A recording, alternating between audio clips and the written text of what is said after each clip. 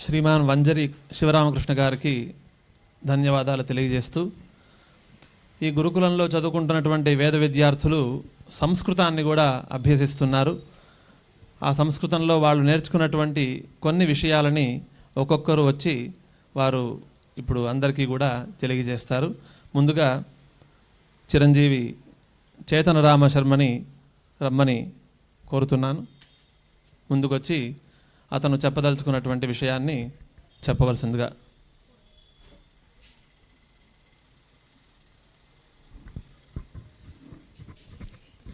శ్రీ గురుభ్యో నమః. హరి ఓం. ఓం తదేతత్పరిగద్దేవ చక్రం ఆర్ద్రం బిందమానగ్స్వర్గే లోక ఏతి విజహద్విశ్వా భూతాని సంపశ్యత్ ఆర్ద్రో హవై బిందమానస్వర్గే లోక ఏతి విజహన్ విశ్వా భూతాని సంపశ్యన్ య ఏవం వేద శూషో హవై వార్ష్ణేయః ఆదిత్యేన సమాజగామ తగుంహోవాచ ఏహి సావిత్రం విద్ధి అయం వై స్వర్గ్యోऽగ్నిః పారయిష్ణురమృతాత్ సంభూత इति एष वा वससावित्रः य एष दपति एहि मां विद्धि इति हैवैनन्तदुवाच. అందరికీ నమస్కారం. నా పేరు హరిచేతనరామ శర్మ. నేను శ్రీ దత్తావధూత సాంగవేద గురుకులములో కృష్ణ యజుర్వేదము చదువుకుంటున్నాను. అలాగే సంస్కృతం కూడా అభ్యసిస్తున్నాను. నేను ఇప్పుడు అమరకోశంలోని స్వర్గవర్గలో ప్రాణము మొదలైన వాయువుల పేర్ల గురించి వివరించబోతున్నాను. ప్రాణోపానః సమానశ్చోదానవ్యానౌ చ వాయవః హృది ప్రాణో గుదేపానః సమానో నాభిసంస్థితః ఉదానః కంఠదేశస్థో వ్యానః సర్వశరీరగః నాగశ్చ కూర్మః కృకరో దేవదత్తో ధనంజయः వాగ్ద్వారే నాగ ఆఖ్యాతః కూర్మ ఉన్మీలనే స్మృతః కృకరాచ్చక్షుతం జ్ఞేయం దేవదత్తాద్విజృంభణం న జహాద్యమృతం వాపి సర్వవ్యాపీ ధనంజయః. మనిషి యొక్క శరీరంలో వాయువు సంచరిస్తూ ఉంటుంది. ఆ వాయు సంచారం వల్ల మనిషి సుఖంగా జీవిస్తాడు. హృదయ భాగంలో ఉండే వాయువుకి ప్రాణం అని పేరు. ఆ వాయువు అక్కడ ఉండి తిన్నటువంటి ఆహారాన్ని ఉదర భాగంలోకి పంపిస్తూ ఉంటుంది. శరీరంలో క్రింది భాగమున ఉండే వాయువుకి అపానం అని పేరు. ఆ వాయువు అక్కడ ఉండి మూత్రపురీషాదులను క్రిందికి పంపిస్తూ ఉంటుంది. శరీరంలో నాభిస్థానంలో ఉండే వాయువుకి సమానం అని పేరు. ఆ వాయువు నాభిస్థానంలో ఉంటూ భుజించినటువంటి ఆహారాన్ని జీర్ణమయ్యేట్టుగా చేస్తుంది. కంఠభాగంలో ఉండే వాయువుకి ఉదానం అని పేరు. కంఠస్థానంలో ఉంటూ నోటి ద్వారా మాటలు వచ్చేట్టుగా చేస్తుంది. శరీరమంతటా వ్యాపించి ఉండే వాయువుకి వ్యానం అని పేరు. ఆ వాయువు శరీరమంతటా ఉంటూ చెమట మొదలైన వాటిని పుట్టిస్తూ ఉంటుంది. ముఖద్వారంలో ఉండే వాయువుకి నాగమని పేరు. కళ్ళు మూయడంలోనూ తెరవడంలోనూ ఉండే వాయువుకి కూర్మము అని పేరు. తుమ్మినప్పుడు ఉండే వాయువుకి కృకరము అని పేరు. ఆవలించినప్పుడు ఉండే వాయువుకి దేవదత్తం అని పేరు. శరీరమంతటా ఉండి విడిచిపెట్టకుండా ఉండే వాయువుకి ధనంజయ అని పేరు. ఇంతవరకు చెప్పినవన్నీ శరీరంలో ఉండే వాయువుల పేర్లు. నమస్కారం, ధన్యవాదములు.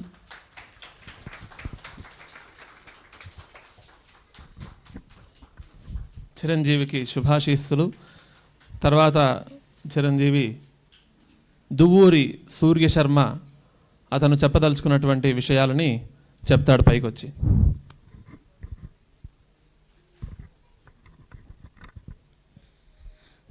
ఓం శ్రీ గురుభ్యో నమః. హరి ఓం. ఓం భృగూణాన్ త్వాంగిరసాం వ్రతపతే వ్రతేనా దధామీతి భృగ్వంగిరసా మా దధ్యాత్ ఆదిత్యానాం త్వా దేవానాం వ్రతపతే వ్రతేనా దధామీత్యన్యాసాం బ్రాహ్మణీనాం ప్రజానాం వరుణస్య త్వారాజ్ఞో వ్రతపతే వ్రతేన దధామీతి రాజ్ఞః ఇంద్రస్య త్వేంద్రియేణ వ్రతపతే వ్రతేన దధామీతి రాజన్యస్య మనోస్త్వాగ్రామణ్యో వ్రతపతే వ్రతేన దధామీతి వైశ్యస్య ఋభూణాం త్వా దేవానాం వ్రతపతే వ్రతేన దధామీతి రథకారస్య యథా దేవతమగ్నిరాధీయతే న దేవతాభ్య ఆవృష్యతే వసీయాన్ భవతి. అందరికీ నమస్కారం. నా పేరు దువ్వూరి శ్రీ సూర్య శర్మ. నేను శ్రీ దత్తావధూత సాంగవేద గురుకులములో కృష్ణ యజుర్వేదం చదువుకుంటున్నాను. అలాగే సంస్కృతం కూడా అభ్యసిస్తున్నాను. నేను ఇప్పుడు అమరకోశంలోని స్వర్గవర్గలో కుబేరుని విశేషాలు గురించి చెప్పబోతున్నాను.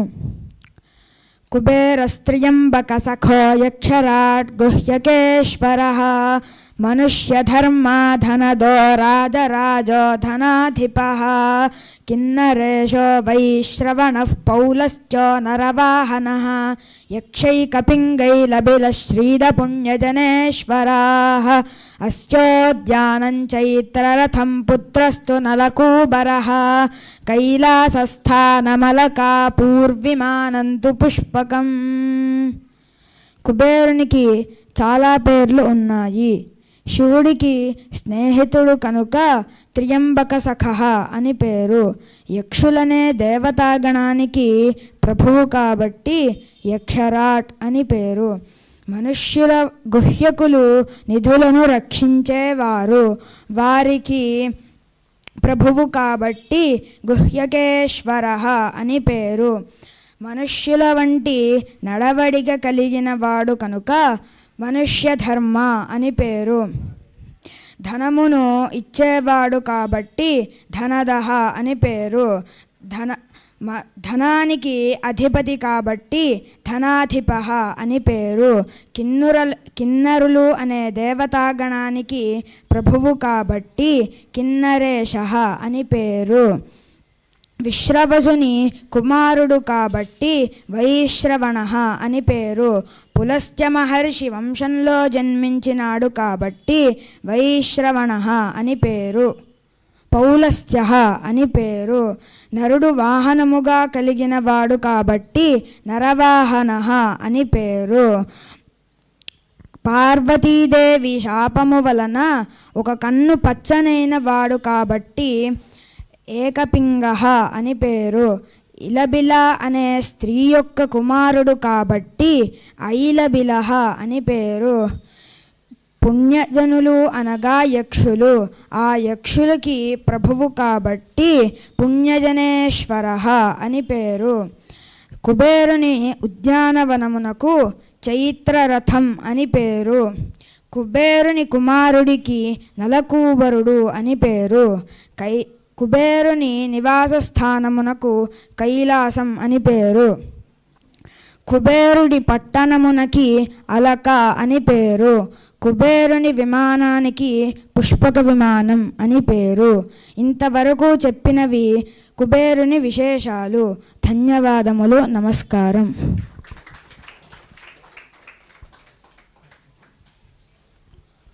మరొక విద్యార్థి విష్ణుభట్ల సుబ్రహ్మణ్య శర్మ. అతను కూడా అమరకోశం నేర్చుకుంటున్నాడు. అందులోనే ఒక విషయం మీద అతను ప్రసంగిస్తాడు. ఓం శ్రీ గురుభ్యో నమః. హరి ఓం. ఓం ఉత్తరాన్ దేవయజ్ఞామాశాస్తే భూయో హవిష్కరణమాశాస్తే దివ్యంధామాశాస్తే విశ్వం ప్రియమాశాస్తే యదనేన హవిషాశాస్తే తదస్యాత్ తదృధ్యాత్ తదస్మై దేవారాసంతాం తదగ్నిర్దేవో దేవేభ్యో వనతే వయమగ్నేర్మానుషాః ఇష్టంచ వీతంచ ఉభే చ నో ద్యావా పృథివీ అగుంహసస్పాతాం యః గతిర్వామస్యేదంచ నమో దేవేభ్యః. అందరికీ నమస్కారం. నా పేరు విష్ణుభట్ల సుబ్రహ్మణ్య శర్మ. నేను శ్రీ దత్తావధూత సాంగవేద గురుకులంలో కృష్ణయజుర్వేదం చదువుకుంటున్నాను. సంస్కృతం కూడా అభ్యసిస్తున్నాను. నేను ఇప్పుడు అమరకోశంలో కాలవర్గలో పూర్ణిమ అమావాస్య తిథుల విశేషాలు చెప్పబోతున్నాను. పక్షాంతౌ పంచదశ్యౌ ద్వే పౌర్ణమాసీతు పూర్ణిమా కళాహీనే సానుమతి పూర్ణే రాకానిశాకరే అమావాస్యాత్మమావస్యా దర్శః సూర్యేందు సంగమః సాదృష్టేందుస్సినీవాలీ సానష్టేందు కళాకుః. ఒక సంవత్సరానికి 12 మాసములు, ఒక మాసానికి 2 పక్షములు. పక్షమునకు చివరిలో ఉన్న తిథికి పంచదశి అని పేరు. ఆ పేరు పూర్ణిమకు అమావాస్యకు రెండిటికి వర్తిస్తుంది. చంద్రుడు సంపూర్ణమైన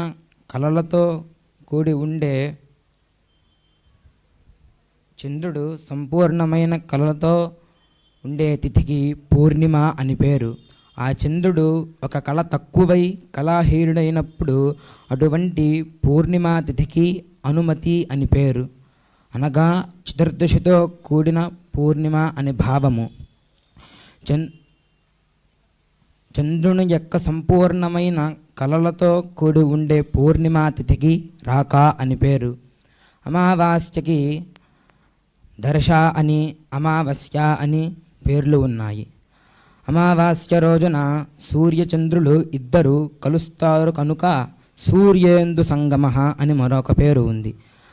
అమావాస్య తిథి రోజున చంద్రుడు కనిపించడు. ఒకవేళ కనిపించినట్లయితే ఆ చంద్రకళతో కూడిన అమావాస్యకి సినీవాలి అని పేరు.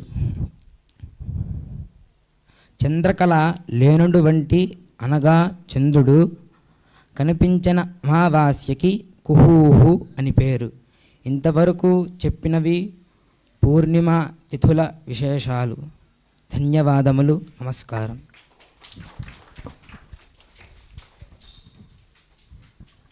తర్వాత విద్యార్థి తేజోమూర్తుల పూర్ణేష్ శర్మ. అతను కూడా అమరకోశం నేర్చుకుంటున్నాడు. అందులో ఒక చిన్న విషయం మీద అతను ప్రసంగిస్తాడు. ఓం శ్రీ గురుభ్యో నమః. హరి ఓం. యావదేకా దేవతా కామయతే యావదేకా తావదాహుతిః పృథతే నహి తదస్తి యత్తావదేవ స్యాత్ యావజ్జుహోతి ప్రాణాయ త్వాపానాయత్యేత్యాహ ప్రాణానేవ గజమానే దధాతి దీర్ఘామనుప్రసితిమాయుషేధామిత్యాహ ఆయురేవాస్మిన్ దధాతి అంతరిక్షాదివవా ఏతాని ప్రస్కందంతి యాని దృషదః దేవో వస్సవితా హిరణ్యపాణిః ప్రతిగృహ్ణాత్యిత్యాహ ప్రతిష్ఠిత్యై హవిషో స్కందాయ అసంవపంతే పిగుంషాణో నిగురుతాదిత్యాహ మేధ్యత్వాయ. అందరికీ నమస్కారం. నా పేరు తేజోమూర్తుల పూర్ణేష్ శర్మ. నేను శ్రీ దత్తావధూత సాంగవేద గురుకులంలో చదువుకుంటున్నాను. అలాగే సంస్కృతం కూడా అభ్యసిస్తున్నాను.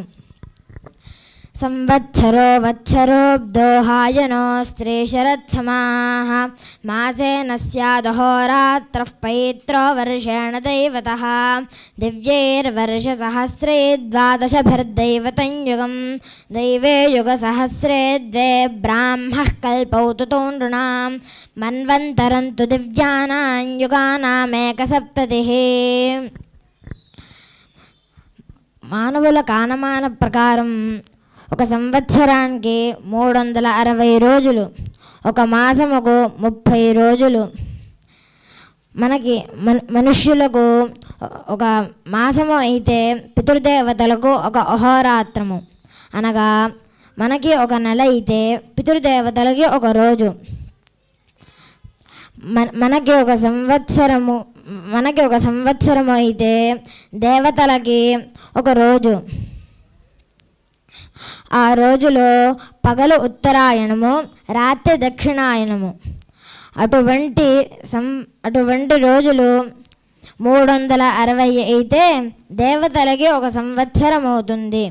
అనగా మనకి 360 సంవత్సరములు అయితే దేవతలకి 1 సంవత్సరం అవుతుందని భావము. దేవతల లెక్కలో అటువంటి సంవత్సరములు 12,000 అయితే 1 యుగం అవుతుందని. దేవతల లెక్కలో అటువంటి యుగములు 2,000 అయితే బ్రహ్మదేవునికి 1 రోజు. ఆ రోజులో పగటికి ఉత్తరాయణమని, రాత్రికి దక్షిణాయనమని పేరు. బ్రహ్మదేవునికి 1 రోజు, మనుష్యులకు 2 కల్పములు. కల్పము అంటే కృతయుగము, త్రేతాయుగము, ద్వాపరయుగము, కలియుగము అన్న ఈ 4 యుగములు 1000 సార్లు తిరిగితే 1 కల్పం అవుతుంది. మనమందరము శ్వేతవరాహ కల్పము, వైవస్వత మన్వంతరంలో ఉన్నాము.